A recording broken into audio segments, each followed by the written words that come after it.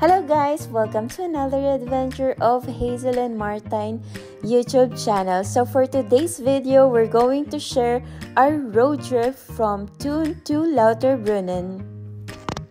So for now, enjoy the view!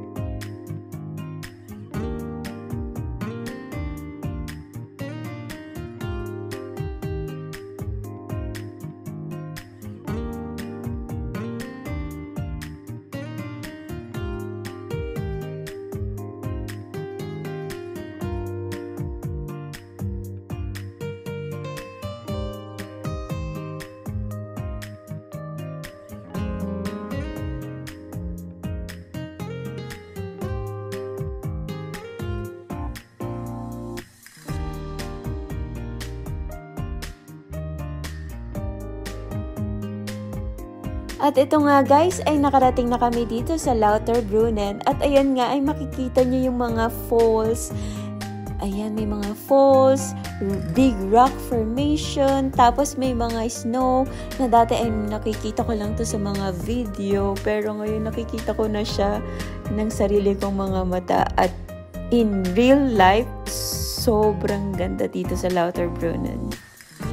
At alam ko marami sa inyo na nangangarap na makapunta dito sa Switzerland. At hindi kayo nagkakamali. Sobrang ganda dito. At kung makakapunta kayo dito ay para kayo nasa ibang planeta or para kayo nasa heaven. Nako guys, sobrang ganda dito sa Lauterbrunnen. Ayan. Tapos, ayan, nung mga time na yan, naghahanap kami ng parking. Mapaparkingan kasi full yung parking. Tapos, ayan nga, nakikita ko lang yan dati sa mga videos. Ayan, sobrang ganda. Sobrang ganda dito sa Lauterbrunnen. So, ayan, kung makikita niyo yung Swiss Alps. At ayan nga, sinum ko pa. So, ayan. So, wala kami maparkingan doon at walang space. Kaya dito, tinuro. Tapos, eto guys. Kung makikita niyo yan, parang hindi totoo or parang portrait lang siya. So, ayan na nga. Iba-iba yung mga video na nakukuhanan ko. May portrait, may landscape. So, sana pala ay ni-landscape ko para makita nyo. So, ayan yung mga Alps. Ayan, ang ganda. Ayan, naka-landscape na siya. Ayan, ang ganda dito guys. Sobra. Ano ko, babalik kami dito sa place na to. Tapos nakita niyo yan, yung mga tubig. Ang linis.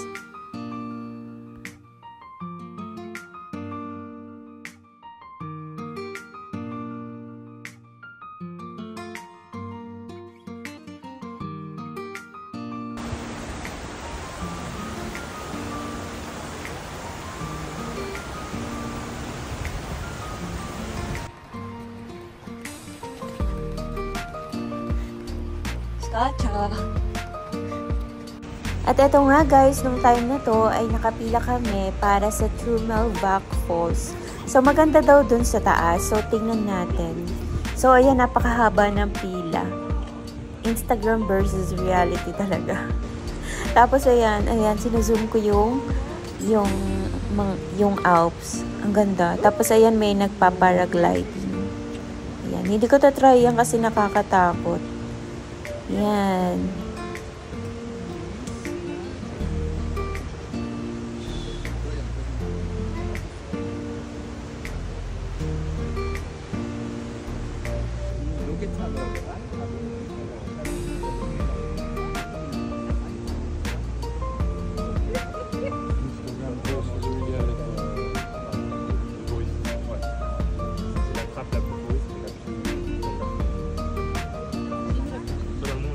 Instagram versus reality.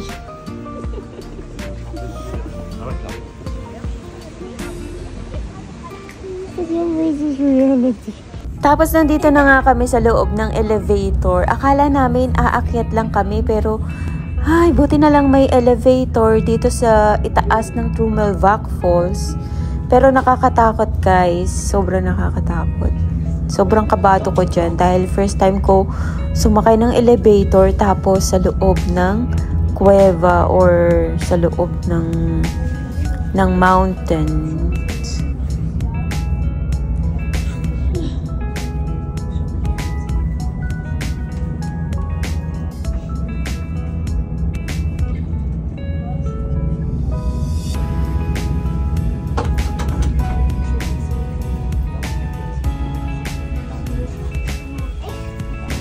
Ayan nga kung makikita niyo dyan si Martin, takot na takot. Sobrang nakakatakot talaga guys. Kung makikita niyo sa video, parang mababa lang siya pero pag nandiyan kayo sobrang nakakatakot. Super nakakatakot. Tapos nakita din namin yung falls, pero hindi na kami umakyat, may hagdanan. Pero sobrang nakakatakot yung...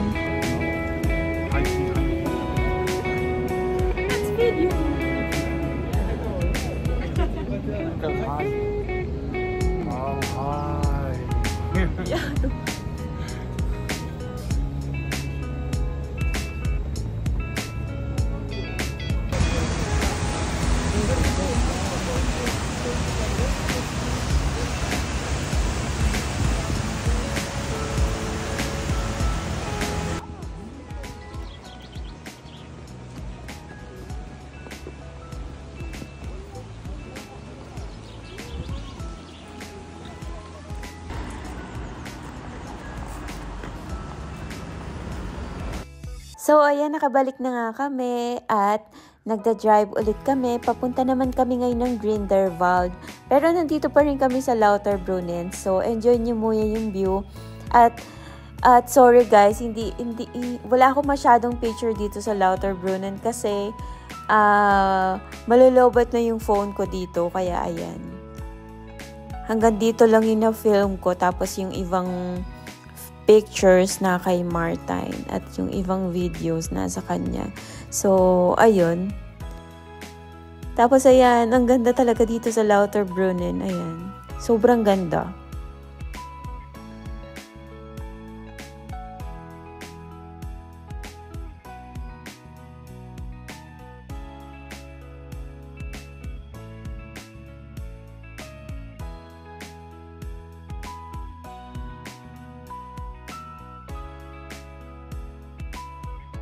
Tapos, habang nagpi-film ako dito, may tumawid na baka.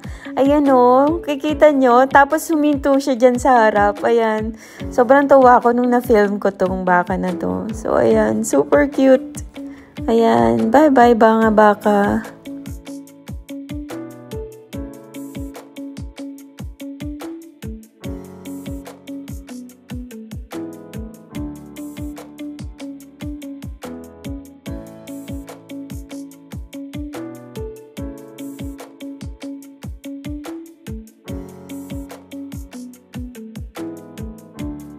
Tapos guys, habang papunta kami sa Grindelwald, ay huminto kami dito sa river.